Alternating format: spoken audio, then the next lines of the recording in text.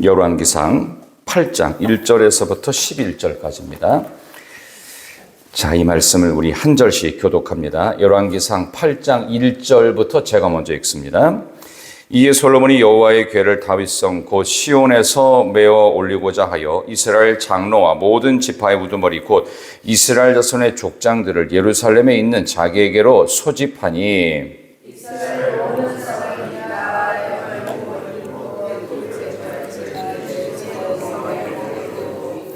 이스라엘 장로들이 다 이름에 제사장들이 궤를 매니라.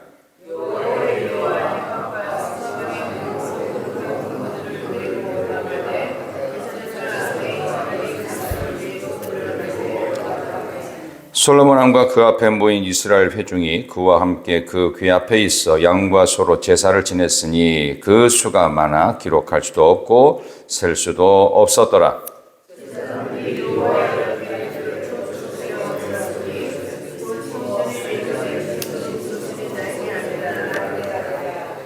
그룹들이 그 궤 초소 위에서 날개를 펴서 궤와 그 채를 덮었는데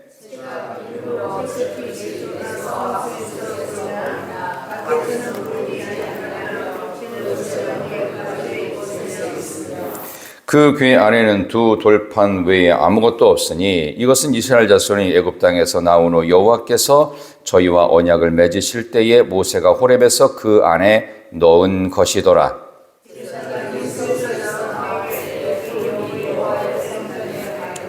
다 같이 11절 읽습니다. 제사장이 그 구름으로 말미암아 능히 서서 섬기지 못하였으니 이는 여호와의 영광이 여호와의 성전에 가득함이었더라. 아멘. 저는 오늘 주신 말씀을 가지고 말씀이 중심에 들어오는 진짜가 되자, 말씀이 중심에 들어오는 진짜가 되자라는 제목으로 말씀 증거하도록 하겠습니다. 자, 드디어 성전이 완공이 되었습니다. 외부와 내부 인테리어까지 끝났습니다. 자, 그러면 끝난 것일까요? 끝나도 끝난 게 아니고 와도 온 게 아닐 수도 있습니다. 가장 중요한 엑기스 중에 핵심이 빠졌습니다. 뭐가 빠졌을까요? 가장 중요한 한 가지가 빠졌어요. 이 성전 안에 늘 임재하시는 하나님의 언약궤가 빠졌습니다. 물론 하나님은 어느 안에 갇혀 계신 분이 아니고 이 예배당 건물 안에도 어느 한 장소에 국한되시는 그런 하나님은 아니십니다. 그래서 예배당을 떠날 때 하나님 잠깐만 교회에 계세요. 저 나갔다 올게요.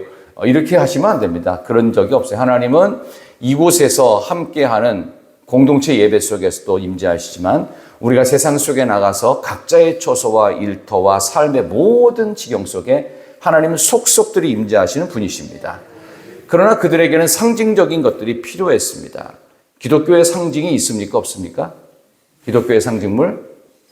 없습니다. 십자가는 상징물이 아닙니다. 로마 사형 틀입니다. 그런데 예수님 기억하고자 우리가 일부러 걸어 놓았을 뿐입니다. 그래서 어떤 상징물도 없고, 그래서 상징물이 진짜 많은 데가 여러분이 아는 성당입니다.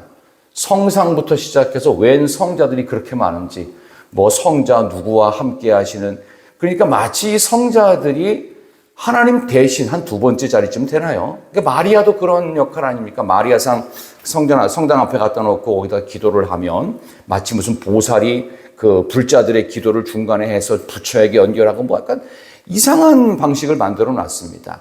그러나 하나님께서는 성도 많은 이스라엘 백성들에게 가장 중요한 핵심이 빠지면 안 된다 하여 솔로몬을 통해서 완공된 이 성전에 제일 중요한 여호와의 언약궤가 들어가는 장면을 오늘 소개하고 있습니다. 여러분이 읽어보신 지금 열왕기상 8장의 내용은 무려 66절이나 됩니다. 그래서 이 오늘 본문이 워낙 긴 본문이기 때문에 제가 쭉 이걸 좀 본문을 나눠가지고요. 다음 주 화요일까지 8장을 좀 내용을 짧게 나눠가지고 여러분께 증거하도록 그렇게 하는데 오늘은 하나님의 법궤, 여호와의 법궤가 들어오는 이 내용을 잠깐 보도록 하겠습니다. 오늘 이 본문의 말씀에 보면은 언약궤를 제사장들이 메고 성전 안으로, 새 성전이죠. 예루살렘 새 성전, 솔로몬 성전 안으로 이제 옮기는 장면입니다. 옮기는 장면이 5절까지 쭉 기록이 되는데 이 5절까지 내용 속에 보면은 이 하나님의 성전에 언약궤가 들어오는 일에 솔로몬이 최선을 다합니다. 거꾸로 쉽게 말하면 하나님의 교회 안에 말씀이 들어오는 일에 우리가 최선을 다해야 돼요. 그래서 하나님의 이 말씀이 교회 안에 핵심으로 딱 자리 잡으면 그 사람은 복음적인 사람이 돼요. 그런데 세상으로부터 그럴듯한 모든 것들이 교회 안에 유입이 되는 것을 세속주의라고 말하고, 그거와 반대로 말씀이 핵심이 되어진 교회에서 받은 이 복음적 삶이 세상 속으로 뻗어나가는 것을 복음주의라고 말을 합니다. 그러니까 우리는 어떻게 살아야 되죠? 당연히 복음적으로 살아야 되죠. 근데 세상에서 좋다면 교회도 한 번씩 해보고, 세상에서 좀 그럴듯한다고 하면은 그것도 교회에서 시도해보고, 이런 방식이라고 한다면 이것은 반드시 한계가 있습니다.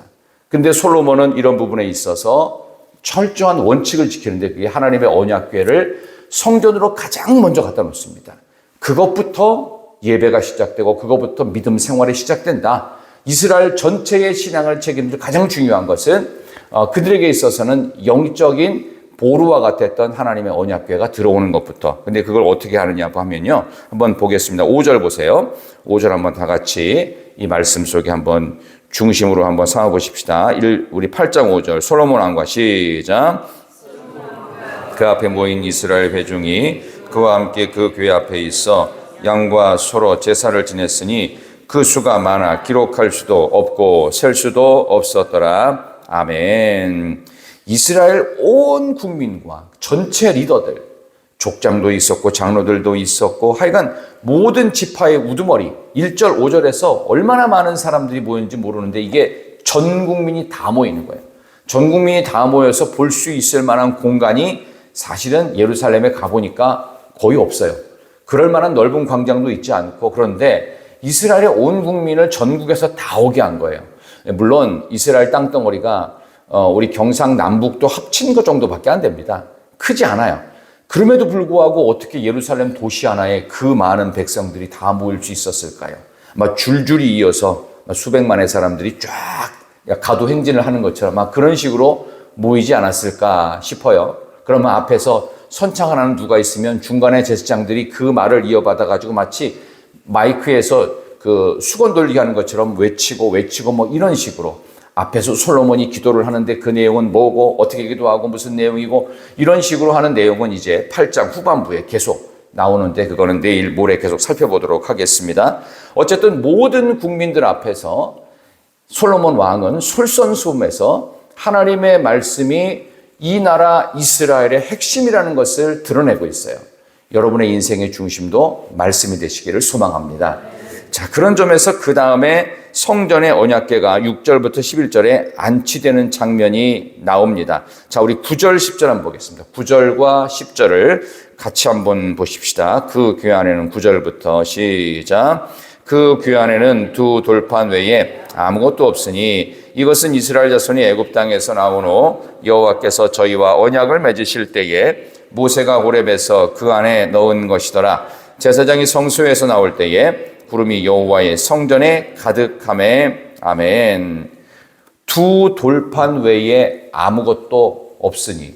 원래 언약궤에 처음 담긴 게 몇 가지였죠? 3가지였습니다. 그렇죠? 근데 2개가 빠지고 돌판 밖에, 두 돌판이라는 것은 10계명의 돌판이죠. 여러분 이걸 상식적으로 아시면 좋겠는데요. 두 돌판이면 10계명은 총 10개의 계명이죠. 자, 그러면은 두 돌판에는 몇 개의 계명이 쓰여져 있을까요? 몇 개씩? 돌판이 2개잖아요. 그죠? 여기 나오잖아요. 그럼 돌판을 2개 넣었는데 10계명이면 10개인데 이 두 돌판에는 몇 개씩 계명이 써 있을까요? 5개라고 생각하기 쉽죠. 우리는 반반. 근데 성경에는 5개라고 나온 적이 없는데 우리는 수학을 너무 잘해서 반을 딱 나눠버려요. 정확히 말하면 10개씩 2개입니다. 왜냐하면 하나는 이스라엘 백성 거고요. 하나는 하나님 거예요. 왜? 하나님과의 계약 관계입니다. 여러분이 전세 계약서 쓸 때 2장 쓰죠. 주인 거 쓰고 세입자 거 쓰죠. 그런 거예요. 약속의 두 돌판을 하나님도 기억하시고 이스라엘 백성들도 명심하라. 어디다 새겨요? 돌판에.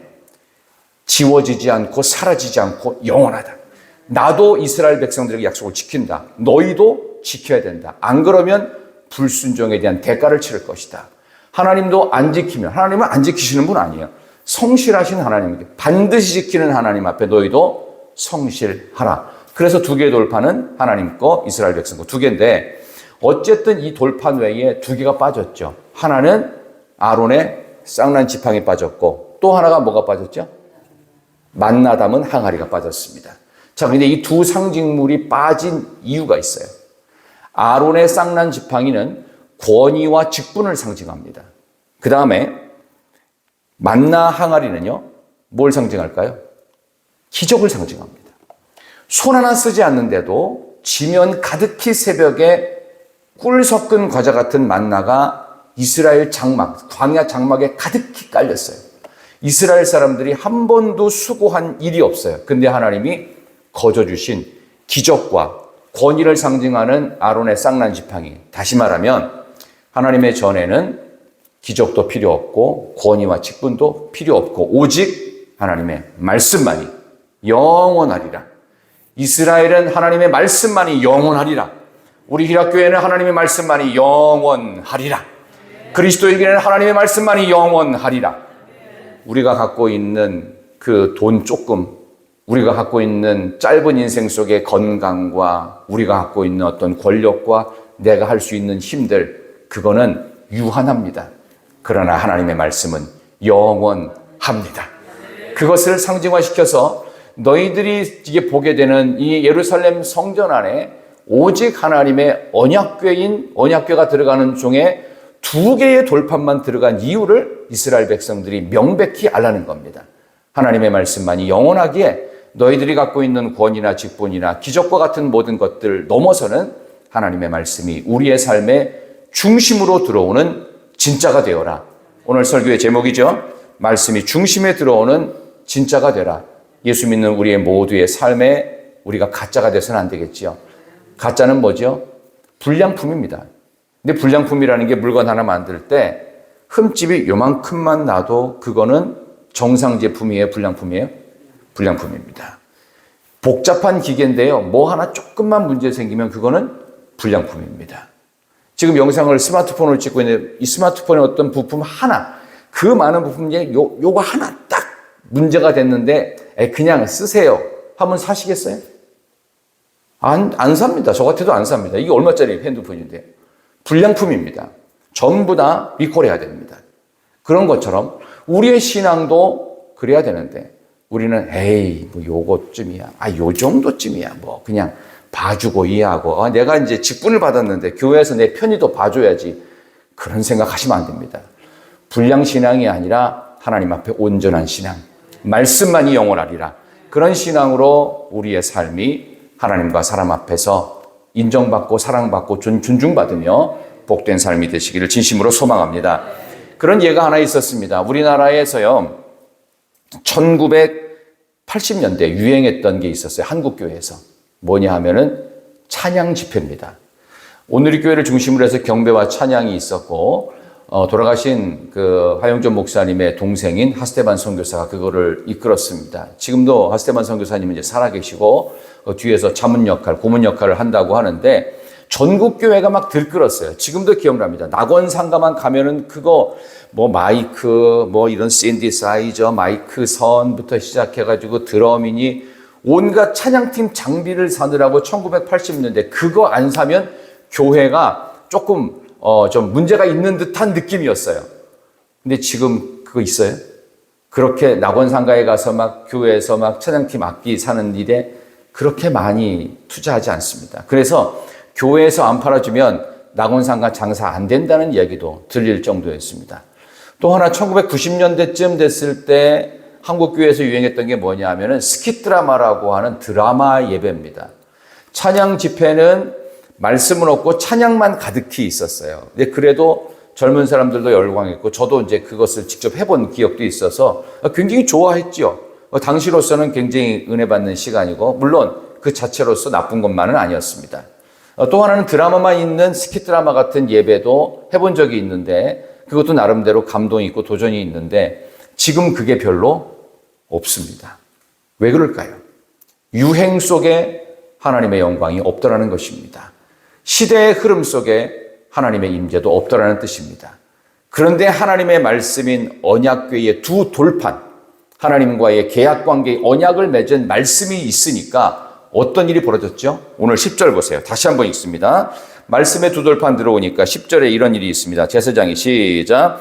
제사장이 성소에서 나올 때에 구름이 여호와의 성전에 가득하매 아멘. 히브리어로 쉐키나, 구름 영광이, 하나님의 말씀이 영원하기에 영원한 하나님의 말씀이 들어오시니까 하나님이 흐뭇하신 거예요.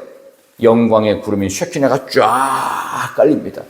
실제로 성경에 나오는 것처럼 솔로몬도 온 이스라엘 백성도 영원한 말씀만이 하나님의 임재가 있느니라. 말씀만이 하나님의 영광이 임하노라. 그래서 교회의 영원한 말씀을 통하여 하나님의 영광이 우리 교회에 임하고 여러분의 인생이 영광스럽기를 원하신다면 여러분의 삶 속에 말씀이 들어오는 진짜가 되는 축복을 경험하시기를 진심으로 소망합니다. 오늘도 내일도 믿음 안에서 승리하시기를 소망하며 하나님의 영광이 11절에 보니까 한번 같이 볼까요? 11절 시작. 제사장이 그 구름으로 말미암아 능히 서서 섬기지 못하였으니 이는 여호와의 영광이 여호와의 성전에 가득함이었더라. 아멘. 능히 섬길 수 없을 만큼 얼마나 영광이 크면 제사장들이 제대로 서 있지를 못하고 무릎을 꿇고 뒤로 넘어지고 그 영광 앞에 주체할 수 없는 은혜, 주체할 수 없는 하나님의 영광을 경험하는 우리 교회가 되고 말씀이 여러분의 인생의 중심에 들어오는 진짜 그리스도인이 됐을 때 우리가 만나는 모든 사람들 속에서 저 사람은 뭔가 다르다. 교회 다닌다고 하는 것 같은데 예수 믿는 사람이 뭔가 다른가라고 하는 궁금증을 유발할 수 있는 진짜 그리스도인들, 말씀이 중심에 들어오는 여러분들 모두가 되시기를 진심으로 축원합니다. 기도하겠습니다. 하나님 감사합니다.